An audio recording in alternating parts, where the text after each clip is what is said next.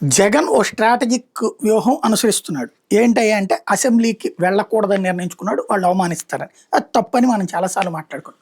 అయితే జగన్ చేస్తున్నటువంటి తెలివైన పని ఏంటంటే గవర్నర్ స్పీచ్‌కి వెళ్తాడు. గవర్నర్ స్పీచ్‌కి అటెండ్ అవుతున్న ద్వారా సభకు అటెండ్ అయినట్టే. ఒకసారి అటెండ్ అయిన తర్వాతన మళ్ళీ ఆ సెషన్స్ వరకు ఇక సంబంధం లేదు. మళ్ళీ నెక్స్ట్ సెషన్స్ నుంచి లెక్కేసి 60 రోజుల్లోపు అటెండ్ కాకపోతే అప్పుడు అనర్హత వేటు వేయాలి. ఆ లెక్కను చూసుకున్నప్పుడు జగన్ క్రిందటిసారి గవర్నర్ ప్రసంగానికి అటెండ్ అయ్యాడు కాబట్టి ఆ సెషన్కి అటెండ్ అయినట్టు.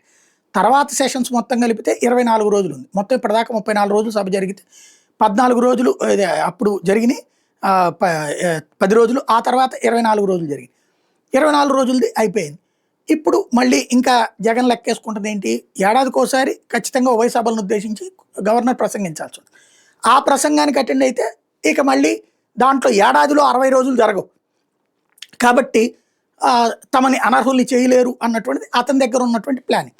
అలా కాకుండా వీళ్ళు ఏదో ఒక వంక పెట్టి తీసేస్తారు అని భావిస్తున్నటువంటి వైసీపీ ఎమ్మెల్యేలు అటు జగన్ని కన్విన్స్ చేయలేక, ఇటు అధికార పక్షాన్ని ఫేస్ చేయలేక, అలాగని పార్టీ ఫిరాయించలేక తెలివిగా ఏం చేస్తుంటే ప్రశ్నోత్తరాల సమయంలో ప్రశ్నలు ఇచ్చొస్తున్నారు. ఆ ప్రశ్నలు ఇవ్వడానికి వెళ్ళినప్పుడు ఖచ్చితంగా సంతకం పెట్టాలి. అట్లా సంతకాలు పెడుతున్నారు. సంతకాలు పెట్టడం ద్వారా వాళ్ళు అటెండ్ అయినట్టుంటుంది. కానీ సభ లోపలికి వెళ్ళి కూర్చోరు. ప్రశ్నోత్తరాలకు సంబంధించి లెటర్ ఇచ్చేసేసి వచ్చేస్తారనమాట. అట్లాగా అటెండ్ అవుతున్న వాళ్ళు ఎవరు ఏంటి అన్నటువంటిది జగన్కి ఎరుకుపరచడం, అదే సందర్భంలో అటెండ్ కానటువంటి వాళ్ళ మీద యాక్షన్ లాంటి పాయింట్ ద్వారా గేమ్ నడపడం అనేటటువంటి దిశగా అడుగులు పడుతున్నాయి.